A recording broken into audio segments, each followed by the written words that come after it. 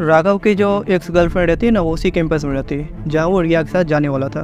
बेचारे की पूरी बॉडी हीट हो चुकी रहती कैंपस पहुँचते पहुँचते, बुखार 102 डिग्री।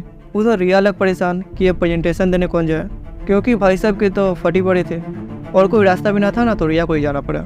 उसने ना कई दिनों बाद इतनी सारी ऑडियंस को फेस किया था, पर फिर उसने खुद को संभाला और ऑडियंस के साथ इंटरेक्ट करना शुरू किया। उसने कहा आज का जो हमारा थीम है वो है फ्रीलांसिंग, जिसके बारे में शायद आप लोगों को पहले से पता होगा। वो ये उम्मीद करी थी ना कि लोगों को इसके बारे में पहले से पता होगा, पर वहाँ का सन्नाटा कुछ और ही कह रहा था।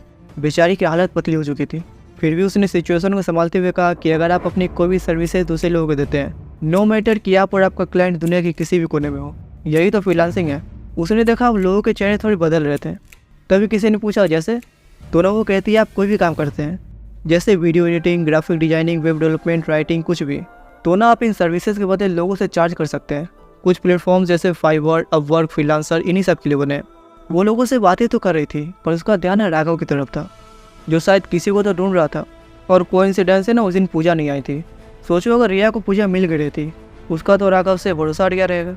उसने ना नीचे आके पूछा तुम्हारी तबीयत तो ठीक है, थोड़ी परेशान दिख रहे हो। उसने कहा नहीं नहीं नहीं कुछ नहीं बस। रिया ने इस बात पर ज़्यादा ध्यान नहीं दिया और उस वक्त हॉस्पिटल जाना ज़्यादा सही समझा। तभी कुछ देर बाद मिस्टर मेहता का फ़ोन आता है, जो ना उन्हें अर्जेंटली बुलाते हैं।